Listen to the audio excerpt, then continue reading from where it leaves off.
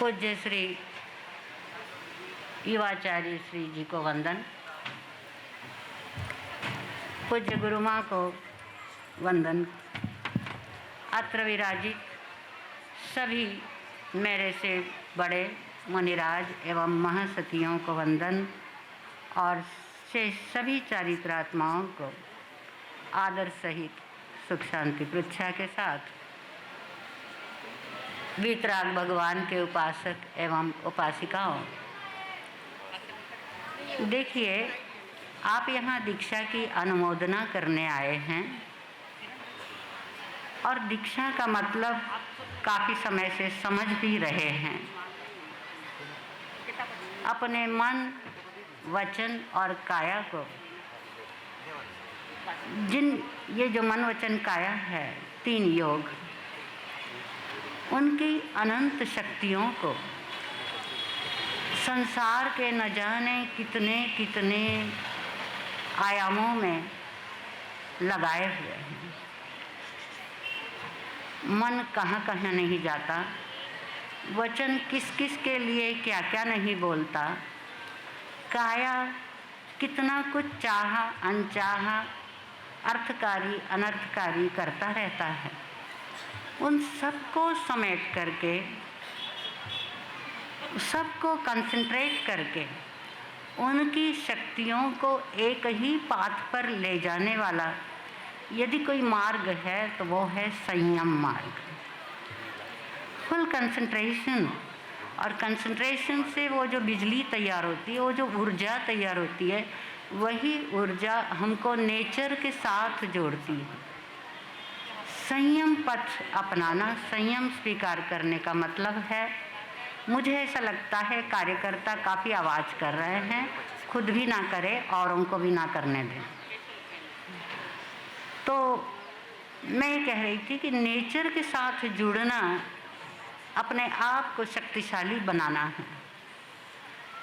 जब तक आप शक्तिशाली नहीं होते, नेचर के साथ जोड़ नहीं पाते, तो आप सब में से आवाज़ निकलती है, हवामान बदल गयो म्हणून बीमारी आएगी। पता है ना, जब भी तापमान बदलता है, जब भी मौसम बदलता है, बीमारियां बढ़ती हैं। इसका मतलब है कि हमारा तन मन नेचर के साथ जुड़ा हुआ नहीं है। नेचर के साथ जब हम जुड़ जाते हैं, शक्तिशाली होते हैं, तो रेजिस्टेंस पावर बढ़ जाती हैं, और वो रेजिस्टेंस पावर जब बढ़ जाती हैं तो जो नहीं जुड़े हुए, जो कमज़ोर है, उन्हें भी सहयोग देने के लिए हमारे पास ताकत आ जाती है। यही ताकत अनंत गुना बढ़ जाती है जब मन, वचन, काया एक जगह एकत्र हो जाते हैं। मतलब समझ लीजिए कि बहुत सारे चैनल एक ही डिवाइस के साथ जुड़ जाए, एक ही डिवाइस से हम बहुत सारे चैनल का काम करें, तो उस डिवाइस को कितना पावरफुल होना चाहिए। असंख्य असंख्य विज्ञान एक आत्मविज्ञान में लेकर आना और एक ही आत्मा के द्वारा असंख्य विज्ञानों का काम कर जाना, ये यदि किसी के द्वारा हो सकता है तो वो एकमात्र संयम है। छोटी सी बात है, बहन को रसोई बनाना हो और संयम ना रखे, वो यदि गेम खेलते खेलते रसोई बनाए तो क्या होगा, या तो रोटी जलेगी या हाथ जल जाएगा। करेक्ट है ना। ऐसे ही हर काम के लिए हैं, कंसंट्रेशन, एकाग्रता मस्ट है। एकाग्रता हो तो कार्य सफल हो पाता है। ठीक इसी प्रकार ये संयम मार्ग है। मैं संक्षेप में बात करना चाहूँगी। आज संयम पर ज़्यादा आपके साथ बोलना भी नहीं चाहूँगी, मैं खुद उस स्थिति में नहीं हूँ। लेकिन मैं पिछले दिनों सुन रही थी, गृहस्थियों से भी सुना, मंच पर से भी सुना। आपके पास एक व्यक्ति और बढ़ गया, आप 7 से 8 हो गए, बधाई हो। आपको बताऊं, 7 से 8 हो जाना कोई महत्व नहीं रखता। 7 से 8 नहीं, हम 800 भी हो जाए तो भी कोई महत्व का नहीं है यदि हमारे भीतर संयम नहीं है। उत्तराध्ययन सूत्र में गर्गाचार्य को बहुत पछताना पड़ा, बहुत पछताना पड़ा। कैसे कैसे शिष्य, ढेरों शिष्य थे उनके, लेकिन अविनयी थे, आलसी थे, बहुत पछताए और अकेले होकर के विहार कर गए। बताइए, संख्या बढ़ने का कोई लाभ है? कोई लाभ नहीं है।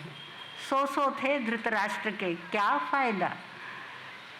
लेकिन हमारे पास जो कोई आए वो संयमी आए, संयम को समझने वाला आए, आत्मा की ओर अभिमुख होकर के आए, तो फिर इस रास्ते पर आने वाला अपना भी कल्याण करता है, दूसरे का भी कल्याण करता है। और मैंने कल्याणी में देखा, ये कल्याणी में ये पाया मैंने, जैसा उसने बताया सचमुच ही थोड़ा सा अल्हड़पना भी था, तो नाजुक भी, वो जन्म से नाजुक भी रही है, वह भी था।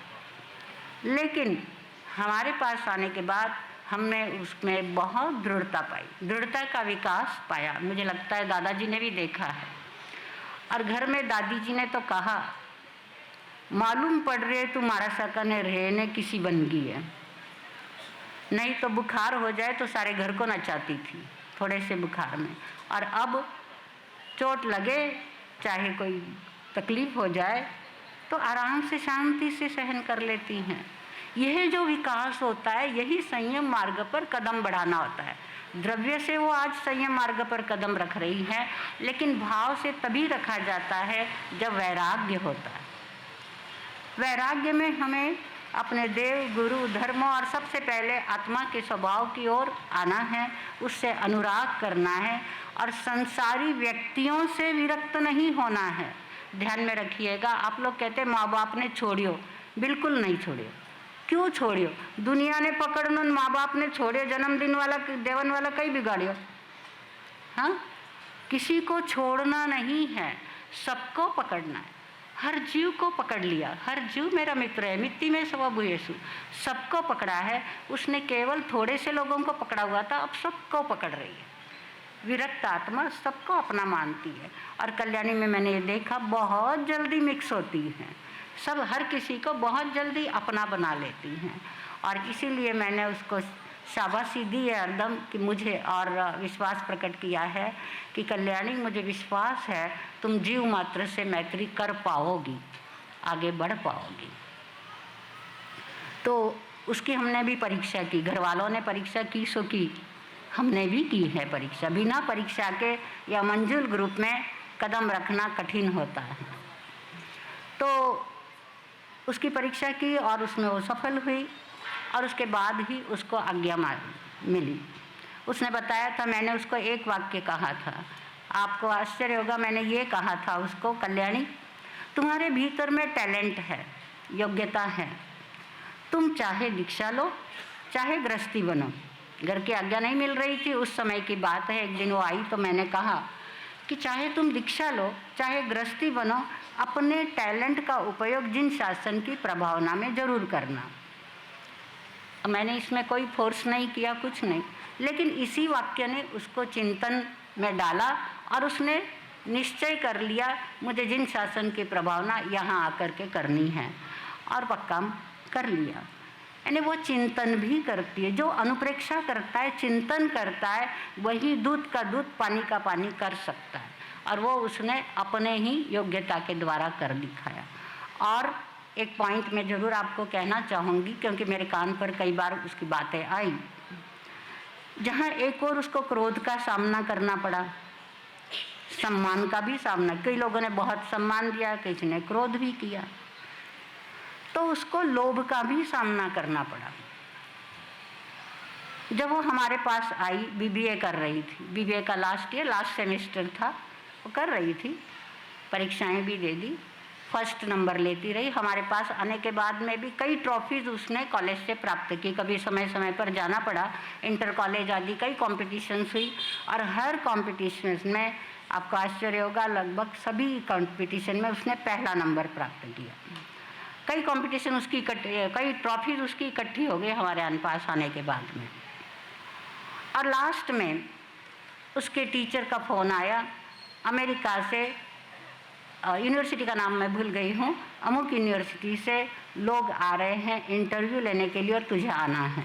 वो बोले मुझे किस लिए इंटरव्यू लेना, मुझे कोई नौकरी नहीं करनी, कुछ नहीं करनी, किस लिए बुला रहे हैं? वो बोली आ रहे हैं इतनी दूर से, तुझे आना ही पड़ेगा, फोर्स हुआ और वो गई। चलो 4 से कोई अर्जा नहीं, चली जाती हूँ। और वो गई। वो आए किस लिए थे?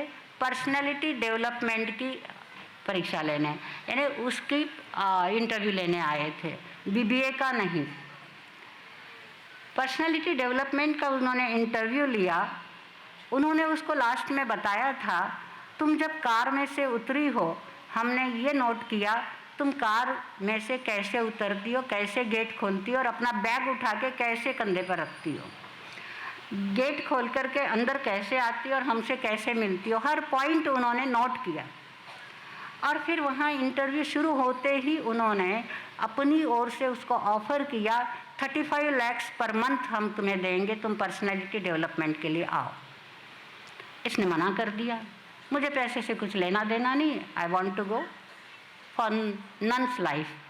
तो वो बोले नहीं तुम आओ। उन्होंने बहुत उसको ये किया, प्रेशर डाला।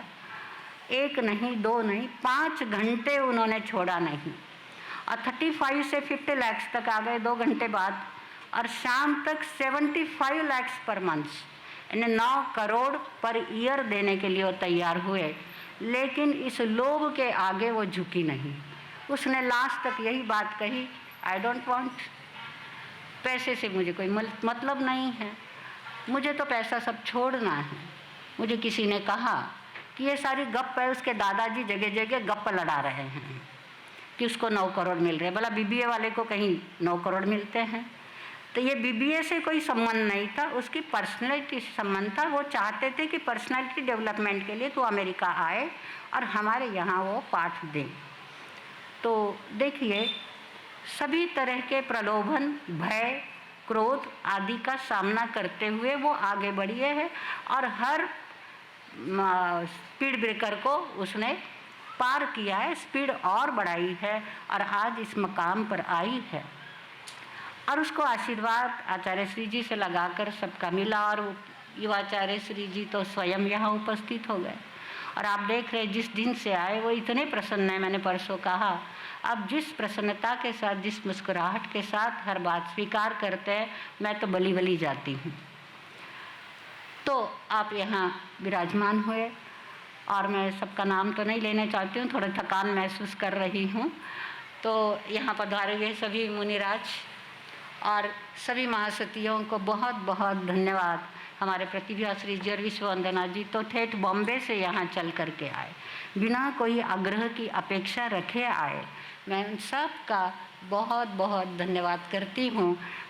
गाड़ी में आने के लिए भी आप लोग कई बार बहाना कर देते हैं, यहाँ पैदल आए हैं और सब ने एक मुख से कहा हम आए हैं अपनी ओर से दीक्षा की अनुमोदना में सहयोगी बनने के लिए, उससे हमारी भी निर्जरा होगी। तो बहुत ऊंचे भाव के साथ आप सब पधारे हैं, आप सबको बहुत बहुत धन्यवाद। बड़ी कृपा की, हरदम याद रहेगा कि कितने प्रसन्नता के साथ आप पधारे और सहयोग दिया। और आप सब भी इतने लोग और पिन ड्रॉप साइलेंस के साथ सुन सके कठिन होता है, आप सब ने सुना है और सारे ही कार्यक्रम आप सब ने बहुत ही अच्छी तरह से किए। आज वडगांव शेरी का नाम आपके व्यवहार कल्याणी के कारण से हुआ, यहाँ पधारे हुए साधु संत के कारण से हुआ। तो जिस ढंग से आपने सहयोग दिया उस कारण से भी हुआ, और जिस ढंग से इन लोगों ने मैनेज किया वो तो है ही। मैंने कहा टाइम टू टाइम सब होना चाहिए, इस ढंग से होना चाहिए, ठीक है, लेकिन एक्सेप्ट करने वाला पात्र भी तो हो। बोरा सर ने बहुत अच्छी तरह से एक्सेप्ट किया और उसी ढंग से संचालन किया, संचालन गजब का किया और सारे वडगांव शेरी वालों ने उसको साथ दिया। वो सब भी धन्यवाद के पात्र हैं। ओम शांति। एक बात और कह दूं, आप सभी की शुभकामनाओं से मैं शीघ्र ही स्वास्थ्य प्राप्त कर लूँगी, ऐसा मेरा विश्वास है। ओम शांति। हर्ष हर्ष हर्ष हर्ष।